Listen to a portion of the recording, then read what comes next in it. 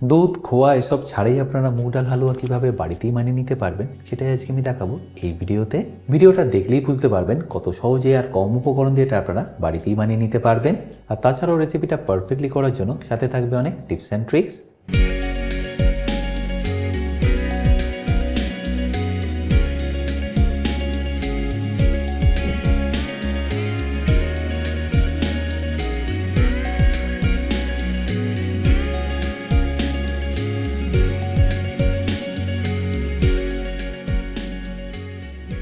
By the way, আমি chef Atanu, আপনারা দেখছেন অতনু রান্নাঘর। আর আজকে আমাদের রেসিপি মুগ ডাল হালুয়া।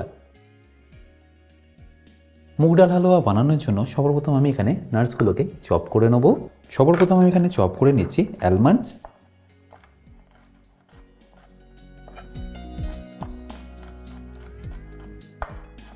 আমি এখানে নাটসগুলোকে একটু মোটা মোটা করে স্লাইস করে কেটে নিচ্ছি।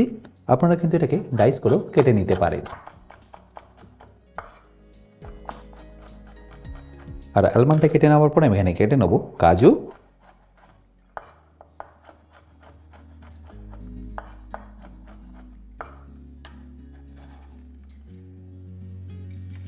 আর কাজুর পরে আমি এখানে একটু পেস্তার কিশমিশও চপ করে নিচ্ছি। রাফলি করে নিন, খুব বেশি ফাইন করার এখানে দরকার নেই।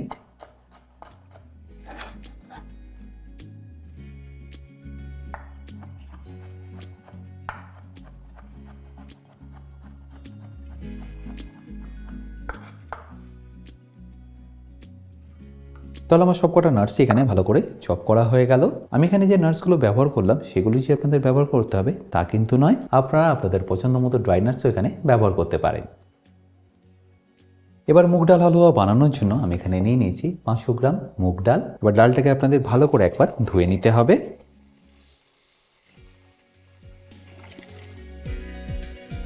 এই ডালটা কিন্তু আপনাদের অতি অবশ্যই একবার ভালো করে ধুয়ে নিতে হবে, কারণ ডালের মধ্যে অনেক রকম ইমপিউরিটিস থাকে। তাই ডালটা ভালো করে ধুয়ে না নিলে হালুয়ার টেস্টটা কিন্তু ভালো আসবে না। ভালো করে ধোয়া হয়ে গেলে আমি জলটাকে ছেঁকে নিচ্ছি। এবার এই ডালটার জলটা আমি খুব ভালোভাবে ঝরিয়ে নিয়েছি, দেখুন। তারপর এটাকে একটা ট্রের মধ্যে কাপড় দিয়ে তার উপরে ভালোভাবে বিছিয়ে দেবো।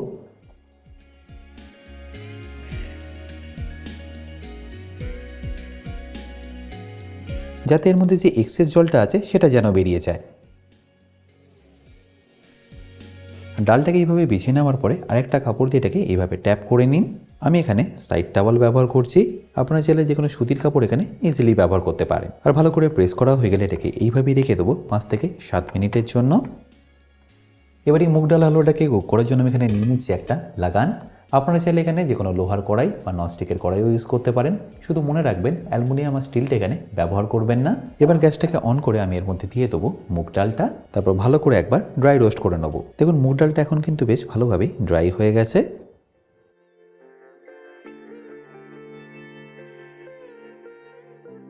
গ্যাসের বেড়েকে ডাইরেক্টলি তুলে নিয়ে আমি দিয়ে দিচ্ছি লাগানের মধ্যে। এবার ফ্লেমটাকে লো টু মিডিয়াম রেখে এটাকে ভালো করে মেশাতে থাকুন। যতক্ষণ এর মধ্যে ভালোভাবে কালার আসছে ততক্ষণ এটাকে এইভাবেই কুক করতে থাকুন বা রোস্ট করতে থাকুন।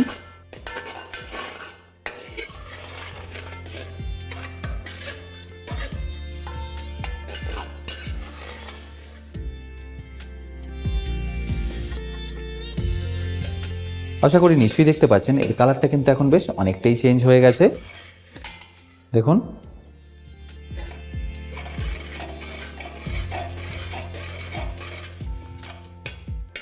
আর যখনই দেখবেন এর কালারটা একদম পারফেক্টলি চেঞ্জ হয়ে গেছে তখন এটাকে তুলে নিন। তুলে নেওয়ার পর এটাকে আপনাদের ভালো করে একবার ঠান্ডা করে নিতে হবে। আর গরম থাকা অবস্থাতে এটাকে কিন্তু আপনারা ক্রাশ করবেন না। যখন এটা ঠান্ডা হয়ে যাবে তখন এটাকে মিক্সিতে দিয়ে হালকা একটু ঘুরিয়ে নেবেন। আর এটাকে ক্রাশ করে নেওয়ার পরে দেখুন এর টেক্সচারটা ঠিক এরকম রাখতে হবে। পুরোপুরি কিন্তু ক্রাশ করিনি বা পাউডার করে দিইনি। দেখুন কিছুটা ক্রাশ করা আর কিছুটা পাউডার আছে। আর ডালটা ক্রাশ করে নেওয়ার পরে আমি এখানে একটা পাত্র নিয়ে তার মধ্যে দিয়ে দেবো 1 লিটার জল।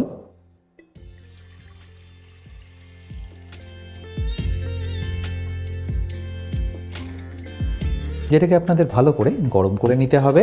আর জলটা যখনই দেখবেন একটু গরম হয়ে গেছে তখন এখানে দিয়ে দিন 500 গ্রাম চিনি। এটাকে ভালো করে একবার জলের সাথে আপনাদের মিশিয়ে দিতে হবে যাতে এটা পারফেক্টলি মেল্ট হয়ে যায়। দেখবেন খুব বেশিক্ষণ কিন্তু লাগবে না চিনিটা গলার, মোটামুটি 2 থেকে 3 মিনিটের মধ্যেই দেখবেন চিনিটা পারফেক্টলি গলে গেছে। আর সেই স্টেজে আপনাদের এখানে দিয়ে দিতে হবে অল্প একটু কেশর আর তারই সাথে হাফ চা চামচ এলাচ গুঁড়ো। ব্যাস তারপর এটাকে একবার ভালো করে মিশিয়ে নিন। কেশরটা যদিও এখানে কিন্তু অপশনাল, আপনারা চাইলে দিতেও পারেন, চাইলে নাও দিয়ে দিতে পারেন। আর দিয়ে দিলে দেখবেন এর ফ্লেভারটা দারুণ সুন্দর আসে। আর এই চিনি সিরাটাকে আপনাদের কিন্তু খুব বেশিক্ষণ কুক করতে হবে না, জাস্ট ওয়েট করুন একবার ফুটে যাওয়ার। আর যখনই দেখবেন এইভাবে ফুটে গেছে তখন গ্যাসটাকে বন্ধ করে দিন। আর বন্ধ করার পর এটাকে আমি পাশের বার্নারে ট্রান্সফার করে দেবো। এবারে হালুয়াটা বানানোর জন্য আমি এখানে নিয়ে নিচ্ছি একটা লাগান, তারপর গ্যাসটাকে অন করে নিচ্ছি। আর গ্যাসটা অন করে আমি এখানে নিয়ে নিচ্ছি 300 গ্রাম ঘি। এবার ঘিটাকে আপনাদের ভালো করে একবার মেল্ট করে নিতে হবে। দেখতে পাচ্ছেন ঘিটা এখানে ভালোভাবে মেল্ট হয়ে গেছে। এরপর ঘিটা গলে যাওয়ার পরে যখনই একটু গরম হয়ে যাবে তখন এখানে আমি দিয়ে দেবো আগে থেকে কেটে রাখা নাটসগুলো। আর সেটাকে আমি একটা ছাঁকনির মধ্যে দিয়ে এইভাবে ভেজে নেবো যাতে এটা ভাজার পরে তুলে নিতে সুবিধা হয়। আমি এখানে পেস্তা বাদে বাকি সব নাটসই দিয়ে দিলাম। তারপর এটাকে লো ফ্লেমে ভালো করে একটু ভেজে নিই।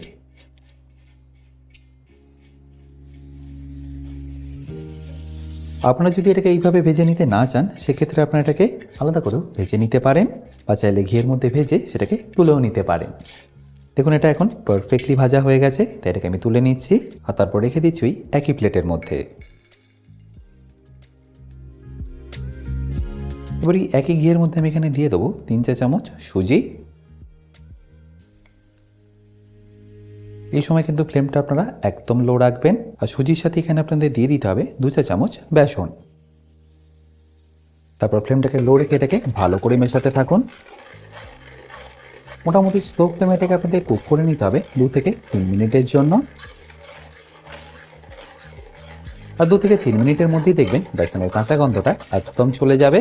ব্যাস এই স্টেজে আপনাদের এখানে দিয়ে দিতে হবে মুগ ডালটা, যেটা আমি আগে থেকে ভালো করে ক্রাশ করে রেখেছি। ব্যাস এবার এটাকে ভালো করে মেশাতে থাকুন। আর মুগ ডালটা দেওয়ার পরে এটাকে আপনাদের ততক্ষণ কুক করতে হবে যতক্ষণ এটা পারফেক্টলি ব্রাউন হয়ে আসছে। এটাকে প্রপারলি ব্রাউন করতে আপনাদের মোটামুটি সময় লেগে যাবে ধরুন 8 থেকে 9 মিনিট মতো। যখনই দেখবেন আস্তে আস্তে কালারটা চেঞ্জ হওয়া শুরু করবে তখন এর মধ্যে থেকে খুব সুন্দর একটা গন্ধ বেরোবে। মনে রাখবেন এই সময় কিন্তু ফ্লেমটা আপনারা একদম হাই করবেন না, লো টু মিডিয়াম রেখে এটাকে ভালোভাবে কুক করে নেবেন। আর এরপর কালারটা যখনই দেখবেন এর এইভাবে চেঞ্জ হয়ে গেছে তখন এখানে দিয়ে দিন চাশনিটা, যেটা আমরা অলরেডি আগে থেকে রেডি করে রেখেছি।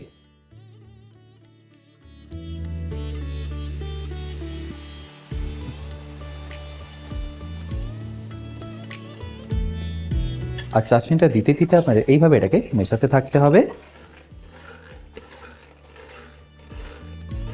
আর পুরো চাশনিটা দেওয়ার পরে আপনাদের টেক্সচারটা ঠিক এরকম আসবে। জাস্ট চাশনিটা দেওয়ার পর এটাকে এইভাবে মেশাতে থাকবো লো টু মিডিয়াম ফ্লেমে 30 থেকে 35 মিনিটের জন্য। আর যদি আপনারা কম জল দিয়ে করেন বা কম রস দিয়ে করেন সেক্ষেত্রে কিন্তু ডালটা প্রপারলি কুক হবে না, আর খেতেও কিন্তু অতটা ভালো হবে না। তো জলের পরিমাণটা এখানে আপনাদের যতটা ডাল আছে তার দ্বিগুণ রাখতে হবে। আশা করি নিশ্চয়ই দেখতে পাচ্ছেন ডালটা যত কুক হচ্ছে আস্তে আস্তে কিন্তু এটা ঘন হওয়া শুরু করছে। আর ডালটা দেখুন এখন প্রপারলি কুকও হচ্ছে। আবারও বলছি এই সময় কিন্তু আপনারা ফ্লেমটা হাই করবেন না, লো ফ্লেমে এটাকে ভালোভাবে কুক করে নেবেন। আস্তে আস্তে দেখুন এটা এখন কিন্তু ঘন হওয়া শুরু করেছে। এটা যখনই ভালোভাবে ঘন হয়ে যাবে দেখবেন এর মধ্যে থেকে কিন্তু আস্তে আস্তে ঘিটা ছাড়া শুরু করবে। এটা যত কুক হবে দেখবেন এইভাবে কিন্তু কড়ার গা থেকে আস্তে আস্তে ছেড়ে দেবে। আর এর মধ্যে থেকেও আস্তে আস্তে দেখবেন ঘিটাও ছাড়া শুরু হবে। ওই সময় এটা বানাতে আপনাদের একটু কষ্ট হতে পারে, বাট একটু ধৈর্য ধরে করলে দেখবেন এর টেস্টটা দারুণ সুন্দর আসবে। মোটামুটি আমার এখানে এখন 30 থেকে 35 মিনিট হয়ে গেছে। ডালটাও দেখুন এখন পারফেক্টলি কুক হয়ে গেছে। আর সাইড থেকে দেখুন এখন ঘিটাও ছাড়া এখানে শুরু করছে। তো হালুয়া এখানে কিন্তু আমাদের পারফেক্টলি রেডি। বাস এই স্টেজে আপনাদের এখানে দিয়ে দিতে হবে নাটসগুলো, যেগুলোকে আমি আগে থেকেই ভালো করে ভেজে রেখেছি। আচ্ছা এরই সাথে আমি এখানে পেস্তাটাও দিয়ে দিলাম। ব্যাস তারপর ভালো করে মিশিয়ে নিলে আপনাদের মুগ ডাল হালুয়া কিন্তু পারফেক্টলি রেডি।